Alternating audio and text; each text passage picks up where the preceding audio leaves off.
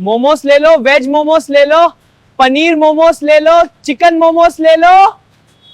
तुंग तुंग रोज इसी तरह चिल्ला चिल्ला कर मोमोज बेचा करता था। वो अपने मोमोज में पता नहीं ऐसा क्या जादू करता था कि अगर जो कोई भी एक बार भी उसके मोमोज खा लेता था तो उसका दीवाना बन जाता था। धीरे धीरे पूरे गांव के लोग, यहाँ तक कि राय स्टार की गर्लफ्रेंड भी उसके मोमोज की इतनी दीवानी हो गई थी कि तुंग तुंग के मोमोज खाए बिना उन्हें नींद ही नहीं आती थी। मगर वक्त बीतते ही दहशत शुरू हो गई। धीरे धीरे हर वो इंसान बीमार पड़ने लगा जो उस तुंग तुंग की मोमोज खाता था। एक दिन राय स्टार और उसकी गर्लफ्रेंड अपने घर पर रोमांस कर रहे थे। तभी अचानक उसकी गर्लफ्रेंड बेहोश होकर गिर पड़ी। राय स्टार तुरंत उसे अस्पताल लेकर पहुंचा। वहां उसने डॉक्टर से पूछा, मेरी बाबू की ये हालत कैसे हो गई डॉक्टर साहब? डॉक्टर ने कहा, इनकी ये हालत बहुत ज्यादा मोमोज खाने की वजह से हुई है। ये सुनकर राय स्टार का खून खौल उठा और उसने ठान लिया कि वह तुंग तुंग के मोमोज का राज पता करके ही रहेगा। अगली रात वह चुपके से तुंग तुंग के घर पहुंचा और जो उसने देखा वह देखकर उसकी रूह कांप गई। उसने देखा कि वह हरामी तुंग तुंग मोमोज की चटनी गंदे नाले के पानी से बना रहा था और मोमोज के अंदर की स्टफिंग सड़े गले मांस, कीड़े मकोड़े और कचरे से तैयार कर रहा था। राय स्टार मन ही मन सोचने लगा, अब तो इस हरामखोर की फील्डिंग मैं सेट करूंगा, और वह तुरंत अपने मोबाइल से उसकी एक वीडियो रिकॉर्ड कर लेता है। अगले दिन राय स्टार पूरे गांव वालों को तुंग तुंग की वह वीडियो दिखा देता है। सारे गांव वाले गुस्से से लाल होकर तुंग तुंग के घर पहुंचते हैं। वहां वह हरामी अपने घर में पोटी कर रहा था। तभी उसे बाहर से कुछ लोगों की चिल्लाने की आवाज आती है। वह जैसे ही बाहर आता है तो कुछ गांव वाले मिलकर उसे पीटने लगते हैं। लोग बोलते हैं, क्यों किया तूने ऐसा? तुझे जरा सी भी शर्म नहीं आती क्या? तभी तुंग तुंग रोते हुए कहता है, बहुत साल पहले